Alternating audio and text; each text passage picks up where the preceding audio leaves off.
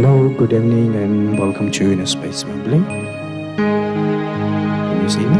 Hello, hello. Hello, online viewers, can you see me?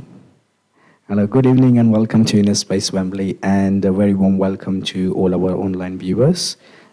Today's topic, we have a defeating bad habits, very interesting topic. And for that, we have a Polina with us. She's originally from Greece, and she is a speech therapist. And for last few years, she based in London and teaching and learning meditations, and based in our headquarters in Global Cooperation House. So it's just over to Polina now. So please, very warm welcome. Thank you.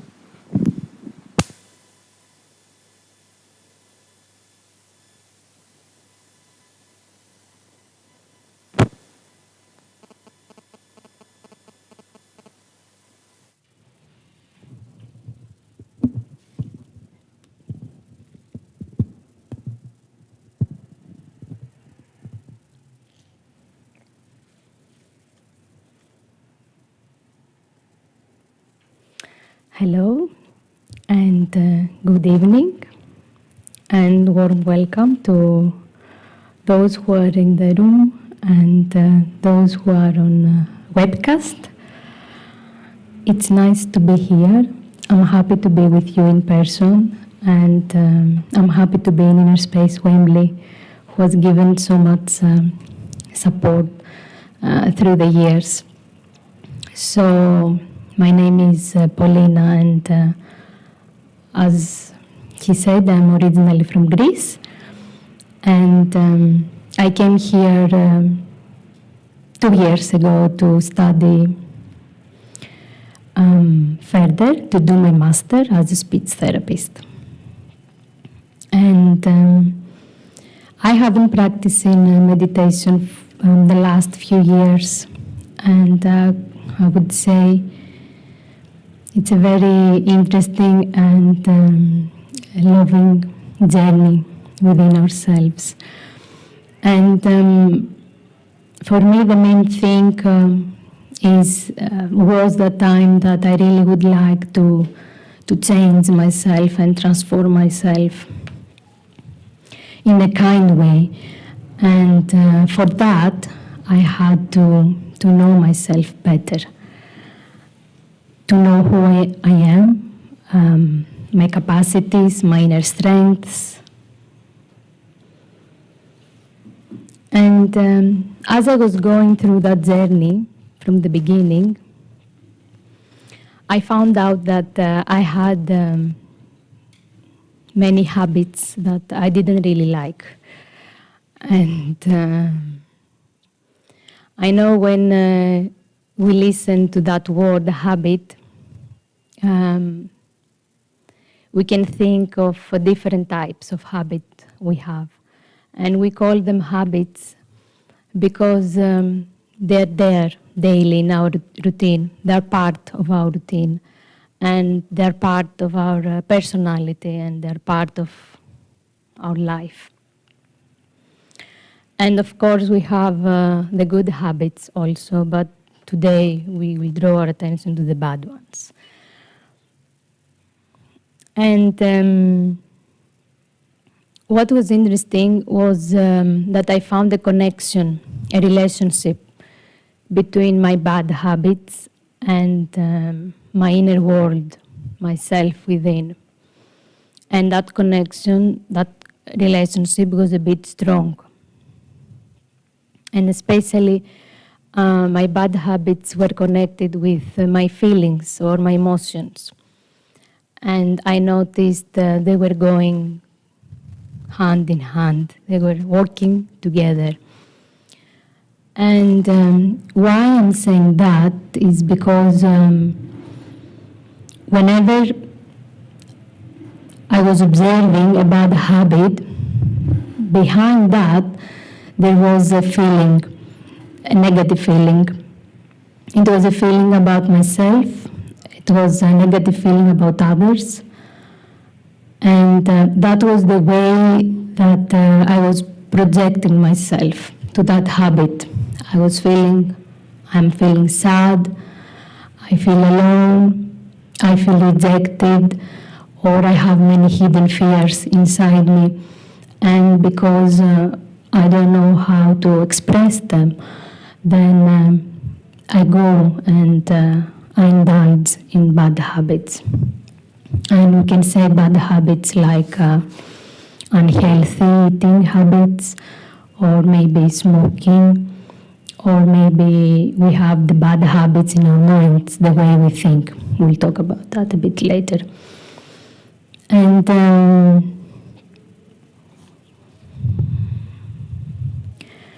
I remember I would share a personal experience about the habits. Now I remember I saw the child, and I remember from my childhood I used to eat my nails, and my mother didn't notice that. She thought that my nails don't grow. So she called the doctor one day, and she said to the doctor, "There is something wrong here. The nails of my child don't grow. So what's happening?" And of course, that time, 89, when I was born, maybe I was 2 years old or 3 years old, the doctors didn't go so much into the emotions and feelings, and that was my experience, actually. I found that now it's different. Even me as a speech therapist, we work in a different way on the children. We pay a lot of attention in our minds and hearts and feelings and how they express themselves. That time was different. And he said, the doctor said, that she's just eating her nails. Don't worry, it's nothing. It's a habit. All the people do that. It's not something strange, it's not something new, it's something common, especially for the children, because they don't express themselves. They don't know how to do that. And so it's fine. So my mother didn't get more worried about that. She tried in many different ways, like holding my hand when I was doing, or trying to say, "Stop, don't do it." Or she tried even to put some on my nails. It was bitter, the taste, so I would feel disappointed or something. But of course nothing worked, because we never found the cause behind them. So we grow up with these beliefs that it's okay, everybody does around us, so it's okay if you have that habit. Any habit, actually. It's the way we grow up. It's the cultural systems. It's the beliefs. It's something natural. But then, as I was growing up by myself, I decided that I should do something about it. Why am I doing that? It's not very kind to do in front of others. It's not very healthy for me. And there is something behind it that I should find out. And it took me a while. It took me years. It was after I finished my high school that I decided to focus on that. And yes, you can see, I could see that whenever I had that pull towards doing that, there was a fear, a hidden fear behind it. There was a fear of being rejected, or I was stressful about something, and I didn't know another way. I didn't know a new way how to do it. Because actually, what is a habit? A habit is a simple way to cope with the stress, or is a way to cope with your anxiety. Because we feel that we miss something, we lose something inside us, and we try to fill that gap. We try to feel that emptiness inside us. And of course, the body and mind is very wise, and they don't allow us to remain empty or to feel empty. And they will try their best to find a way to fill that gap. And so I was going through that for a while, trying to see what's the cause and cope with the cause, not with the habit. Because honestly speaking, trying to cut off a habit in 1 hour, it won't work, and especially if you push yourself, or if you say to yourself the wrong word, don't do that, that's the wrong word, it won't work. So we have to go behind that and see, because it's not about the habit itself as a habit, but all the habits are, yes, some habits are more maybe risky or more dangerous or more unhealthy for ourselves. Other habits like the nails, we find that it's less risky or less dangerous. But behind, there is something common. There is something that I can't cope without, or I feel overwhelmed. My feelings are overwhelmed. And so the way that I found was to develop a relationship with my bad habit and know and discover what's behind that.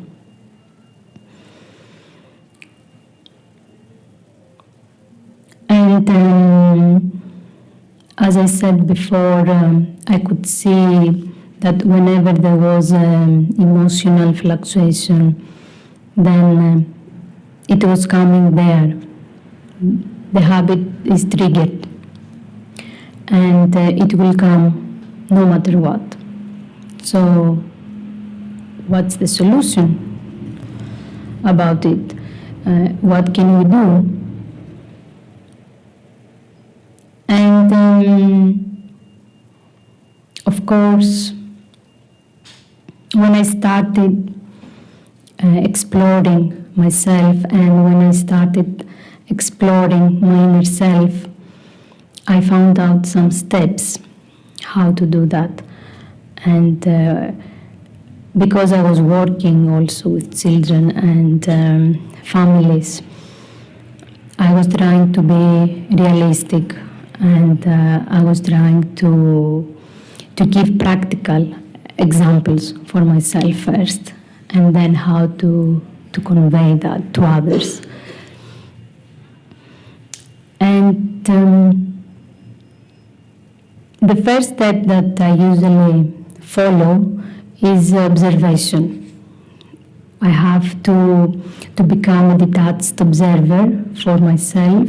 I have to see clear the picture of myself and see how I behave, how I speak, how I act in specific situations, how I act when I am under pressure, how I act when I feel fear inside me.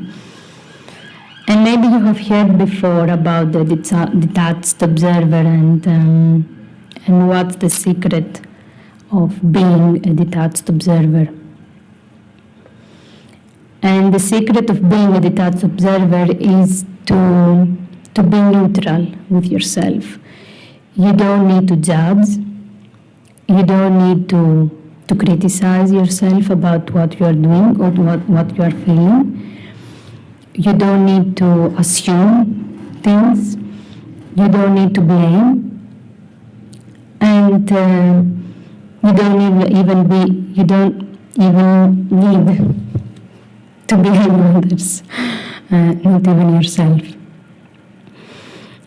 And what's happening through that observation is, I don't know if you use the English word, but we very often use the Greek one, which is demythologize. Do you know that word? Demythologize? No?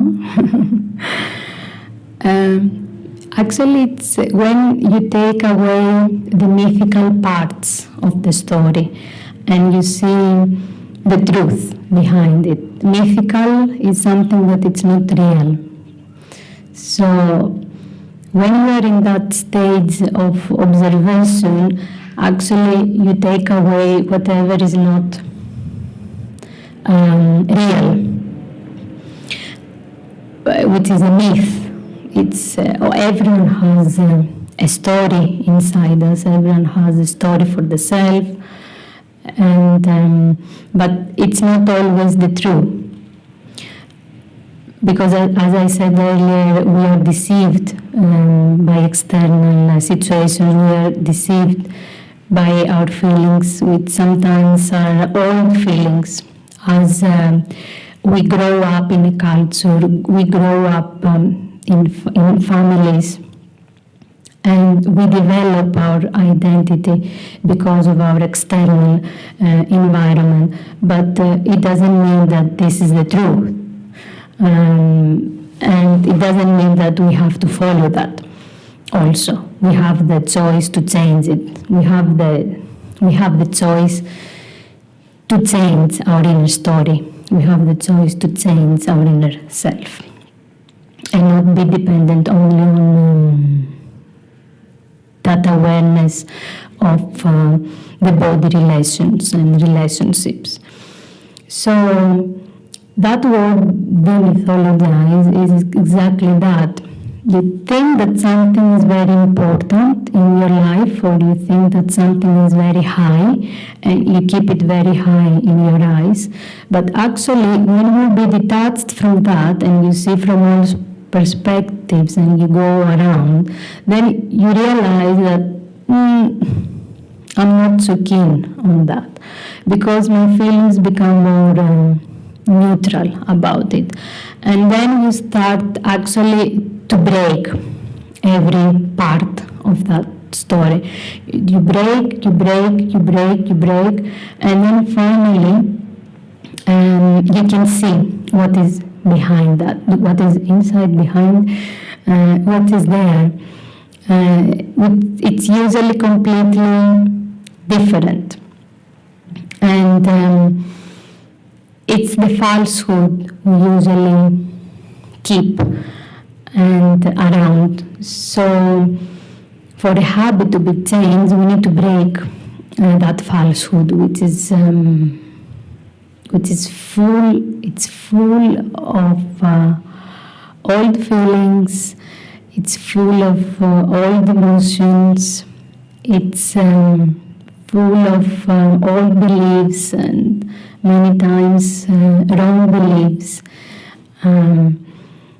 So we have to go in the depth of the true self and remember who is the true self, who is behind that habit, that bad habit I'm doing, who is behind that.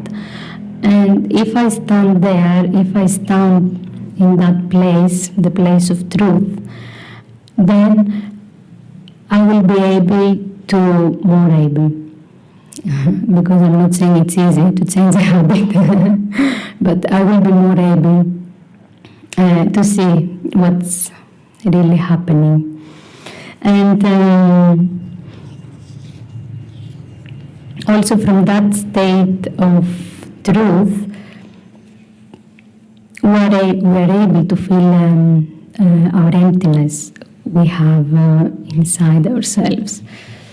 Because of course, as our awareness as a self, the whole self is full, it's 100% full, is full of energy. And it's only the external things, the external situations that draw that energy, and we feel we become less and less of energy, we feel we become less of regard, we feel more alone, we feel we lose that. And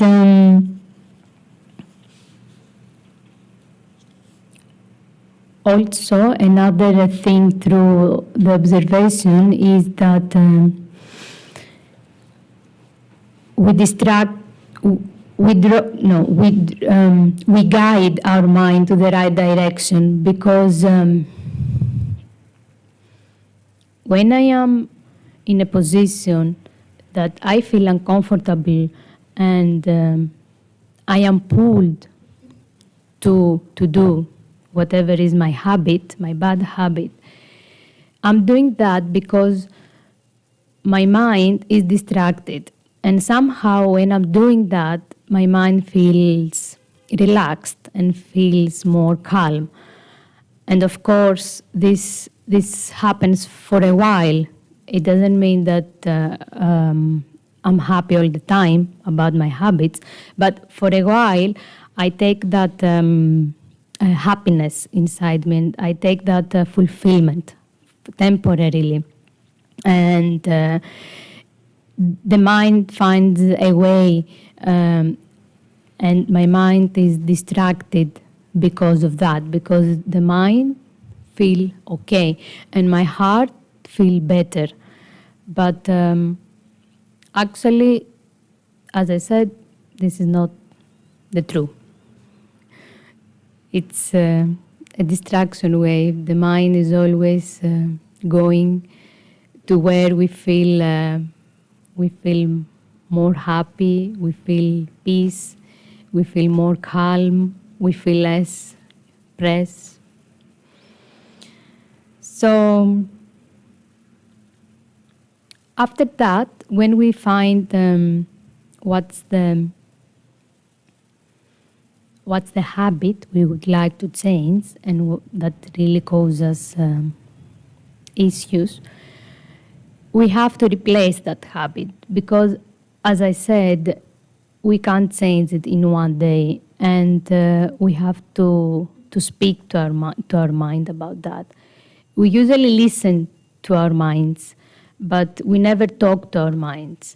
So in order to replace that habit, which will bring similar benefits, we need to replace it with something else, which is more healthier.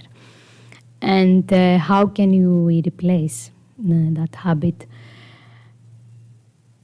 One technique that I have found for myself is writing. That I need to write and see what I'm doing during the day, how I behave, the words I speak, because everything comes from my mind and the way I'm thinking. So in order to even replace that habit, I also need to focus in my way of thinking and how am I thinking, and what kind of thoughts I create every day, in every moment. And that's, I think, the biggest challenge, because to change the way I think is not easy. And also in my mind, I have specific patterns, and that's another habit. I have a specific way I think when I feel fear. I usually put myself down. I usually have feelings of inferiority. And then this becomes a habit for my mind. This is the way the mind thinks all the time. And because I'm doing that again and again, then this is the only way the mind knows how to go.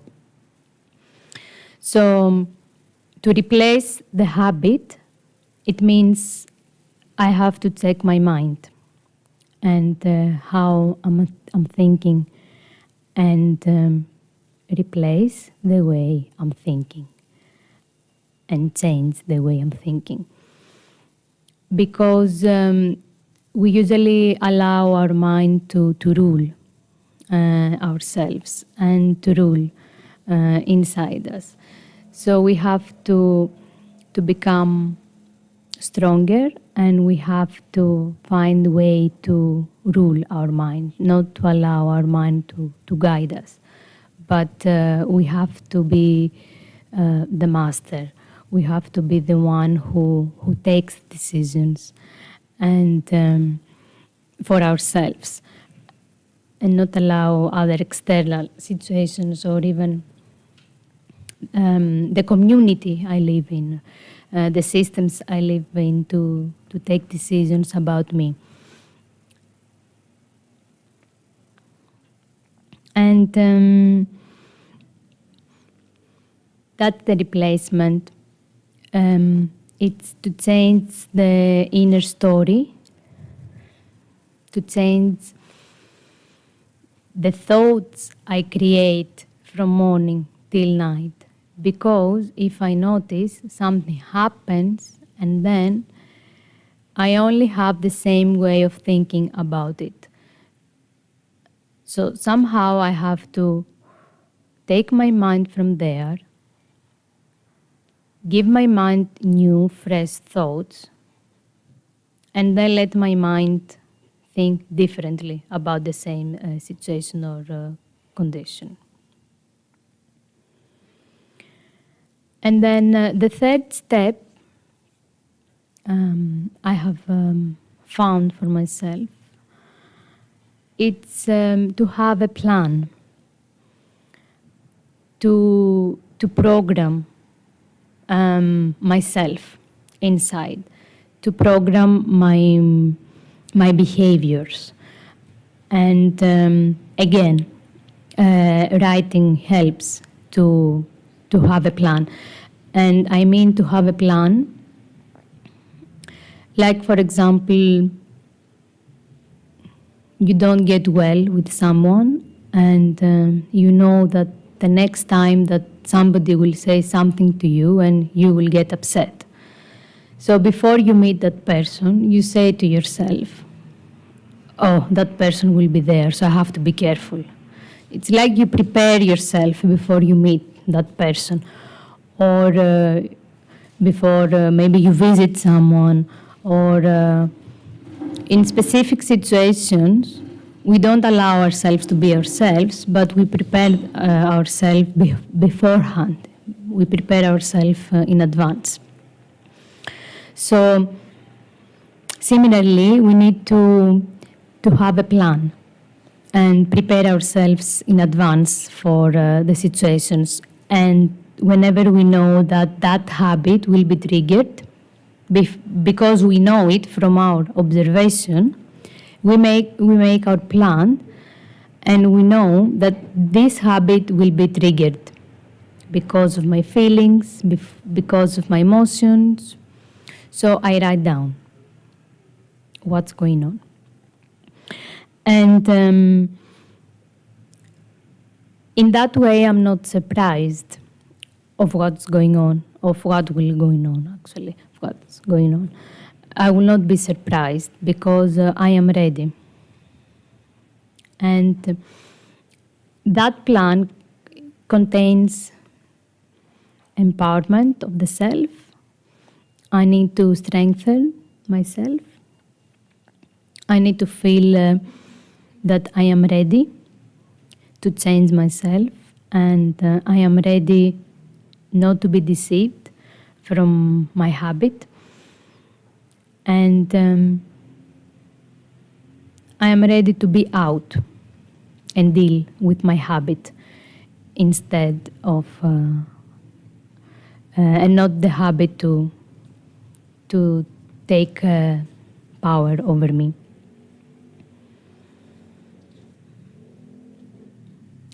And the fourth step that it worked for me a lot was the visualization or meditation.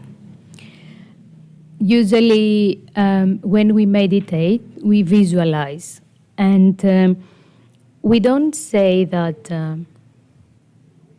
I'm trying to be someone else, if I change that habit. That's not the aim, to try to be someone that I am not, but I'm trying to be a better self. Not to be even perfect, but better. And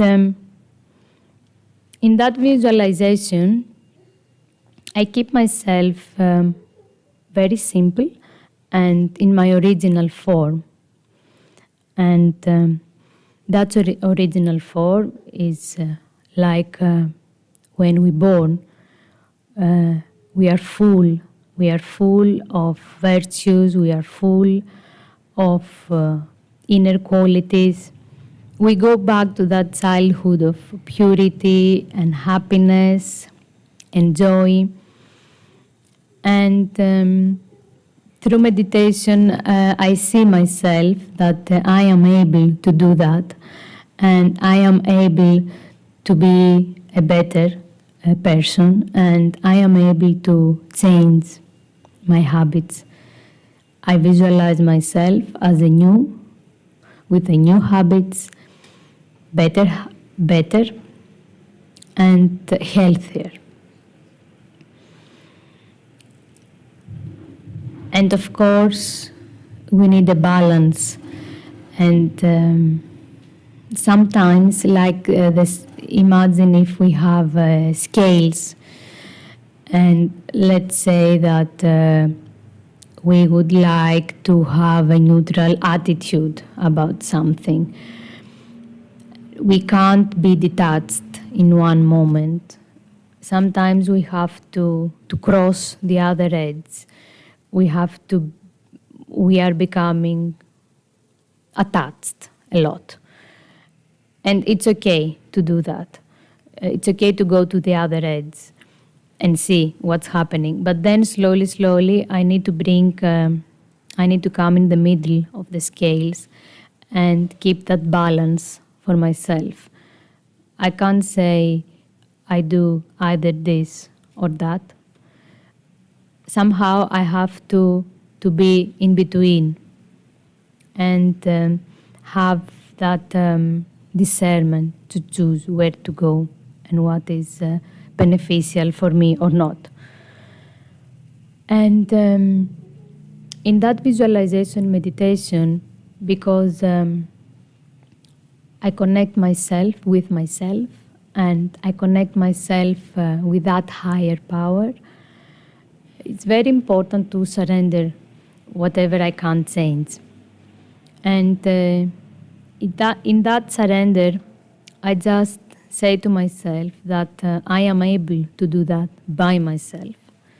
So I need that power from up above to change it, and the power to will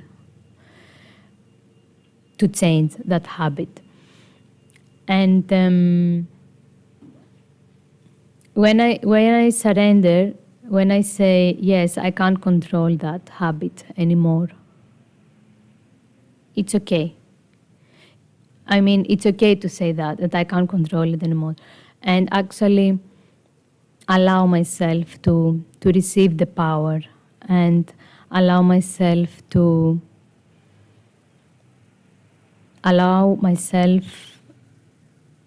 receive the power and to create, to develop something different, something new. This is what I'm practicing through meditation, to change whatever I can't change. And when we get that power from up above, we feel that inner strength, and we feel that our mind changes.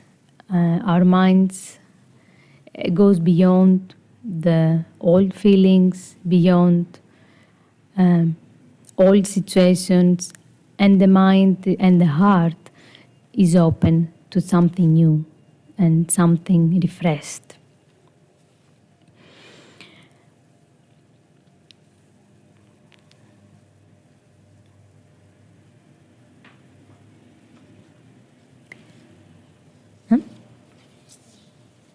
Yes. So, would you like to say something? Would you like to ask something?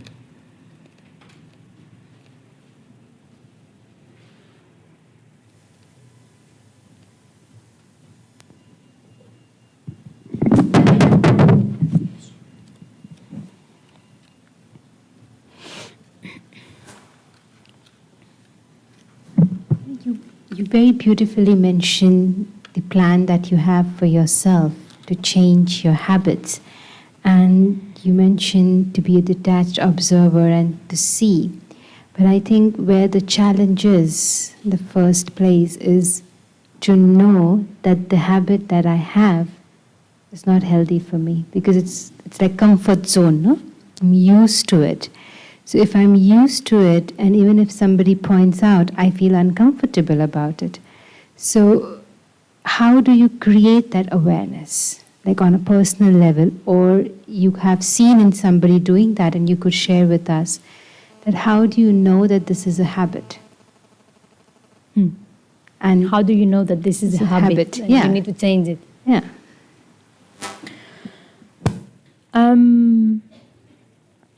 Well, I guess that some habits are a bit bad habits, you mean, I guess, are a bit obvious and like smoking. It's not a good habit.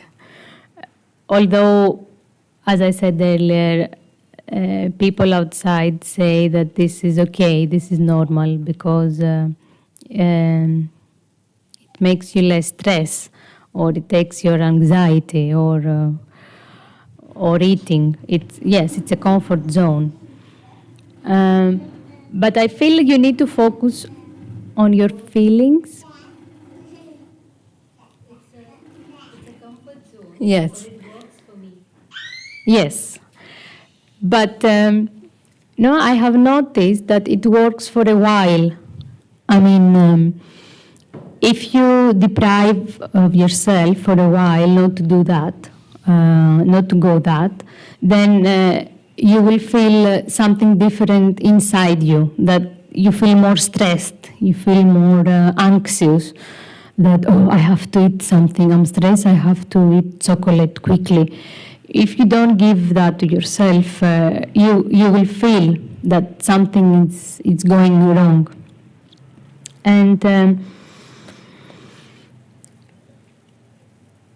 it works because it gives that comfort, but that's the thing is to have that self check-in and see for myself how's my feeling, and if I have that pull towards that or not, if I'm okay if I don't get it, if I feel okay with myself if I don't have it immediately or quick.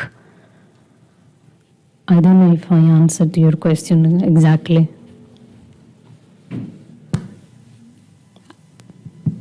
Thank you for your question. For your answer. And this makes sense. And I'm very curious to know that, you shared that you've started meditating, and then you've seen the transformation in yourself. And as we are heading towards the end of the year now, and thinking of New Year resolutions and things that we need to change, and we do have this self-reflection that things we could improve in the coming year, things like that. And what we normally see is we start very nicely with a lot of, see, everybody is seconding me by that laugh. Couple of days or maybe weeks, we manage to bring that transformation to, we have the 7-day challenge, and you see out in the world there's 21-day challenge and 30 days challenge. And after that challenge, you feel great about yourself that, yes, I did it. But what after those 30 days or those 7 days or those 11 days, whatever it is, how do you personally keep the sustainability of the transformation that you have achieved? Okay. It's very interesting about the challenges because I have done it quite a few times for myself. 21 days, doing only this. I was pointing the positive things. I never used, even in those 21 days, I never used don't do that. But I was using do that, do this. But then, even the 21 days, even you get used to that, and you start feeling boring again. And bored, it's boring. So somehow I need to find ways to keep myself enthusiastic and keep myself refreshed. Because we get the feeling that I achieved something, and then we want something more, or we want something else. So we leave that. Sometimes we even forget it. And I would say again, for me, what had worked was to see my attainments till now and feel happy and pride of myself about what I have done, and then set new goals for the next 21 days, for the next year. Because really, if you spend time with yourself, and if you really come to know yourself and focus on yourself and draw your attention within you, and really listen, because the self has to say something. It's not always happy, it's not always satisfied, so the self will always complain or blame somebody else. So it's like a child, you have to speak and explain, because the self needs a lot of explanation. You need to speak again and again and explain, so the self feel safe and feel okay. And then for the next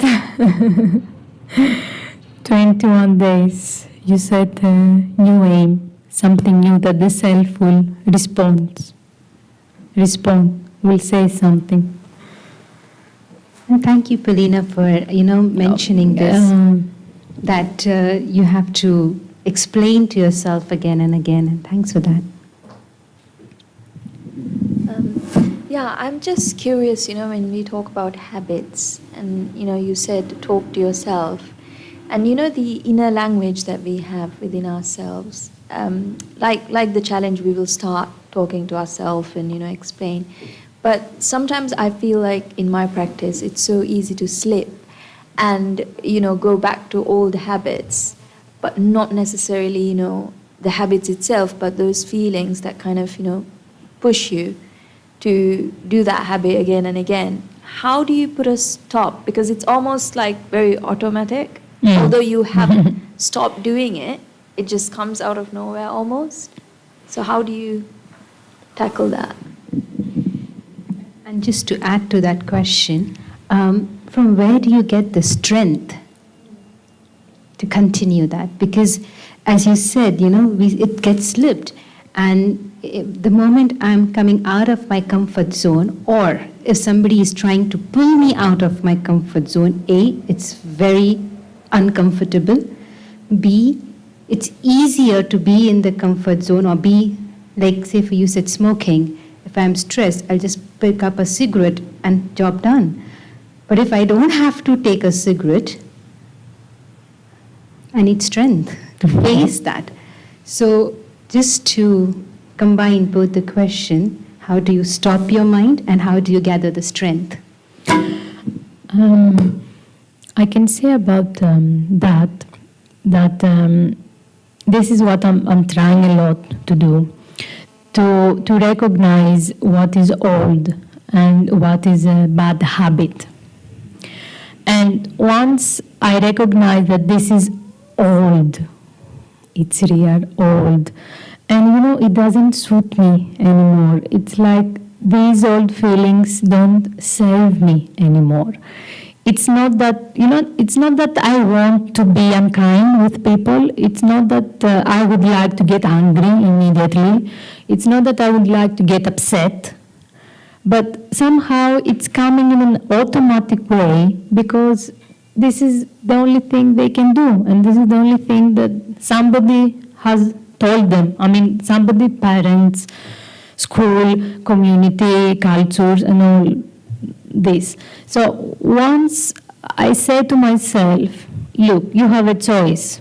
This is something old. You want to keep chasing those old feelings, or would you like to do something different for yourself and do something new?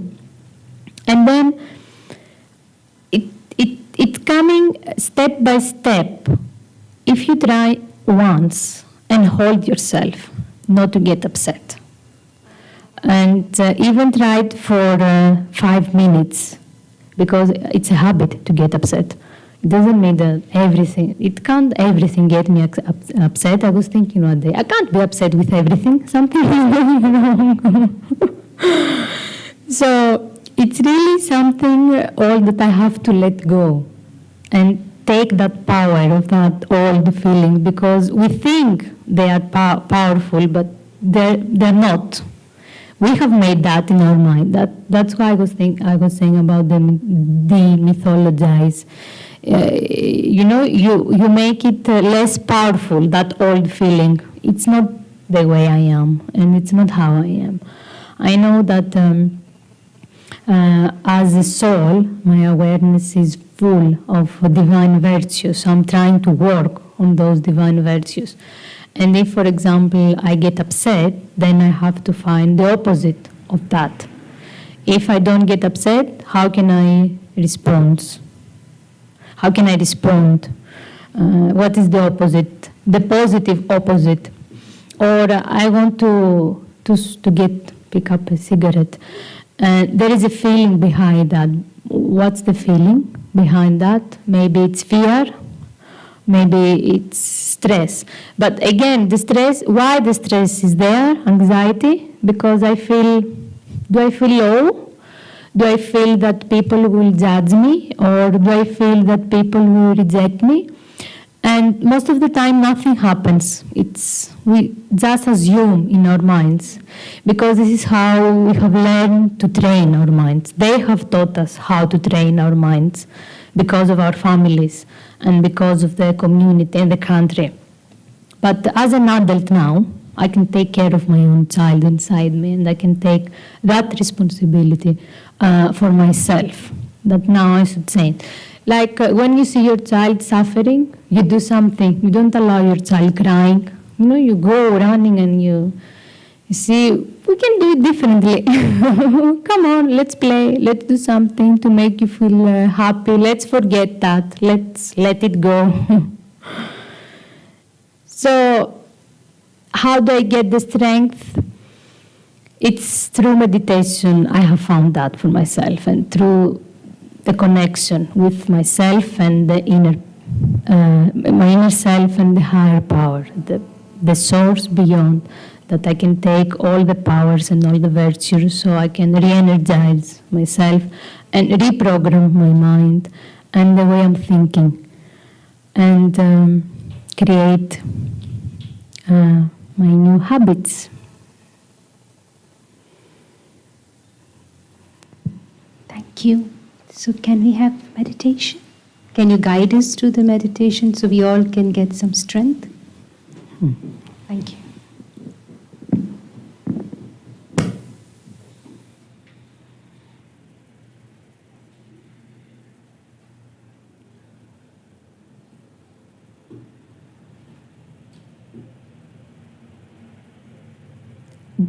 Do you know what is a minute of silence?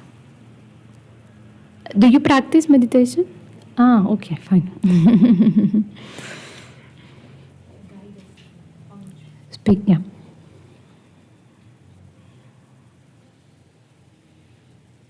So we can relax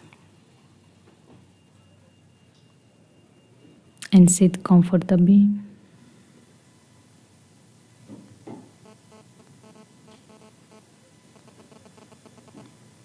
And focus our thoughts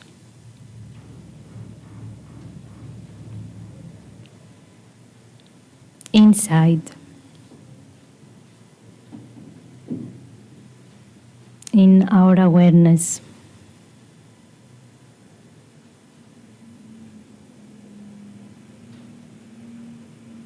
And I focus my thoughts in the middle of the forehead.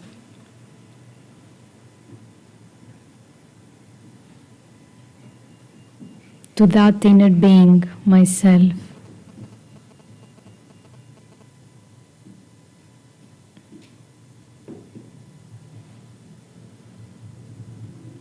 And I ask myself, who am I?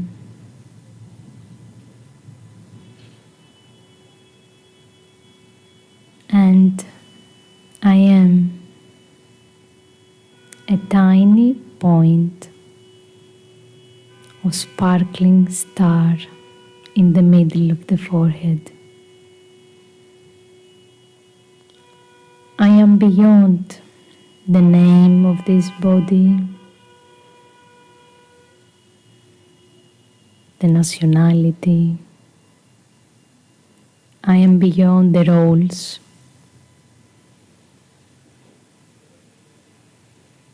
I am just a tiny star. And that star is full of happiness, inner wisdom. I know myself. That's my wisdom. I know who I truly am.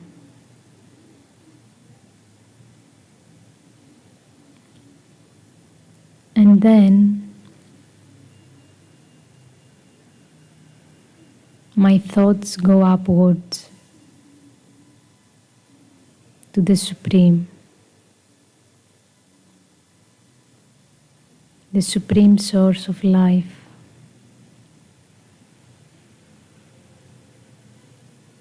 And from that source,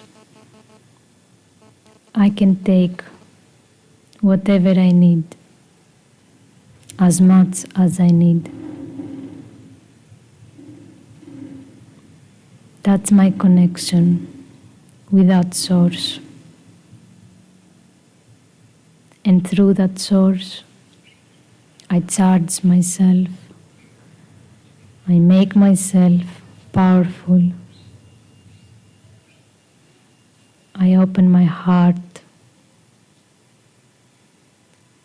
as I'm going closer and closer to that source. I can see my true identity, the spiritual identity.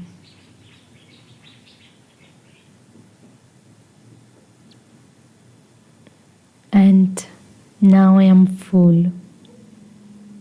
I am ready to cope with any situation in front of me. And I am able to change it. Whatever I don't like, whatever I feel uncomfortable with, I get that power and strength. I feel whole. I feel full.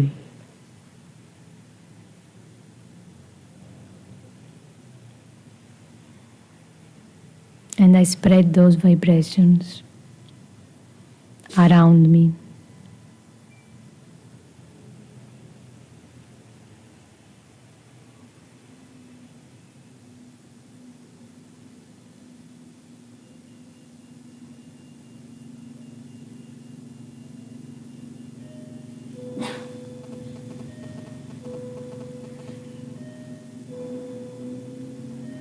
Thank you.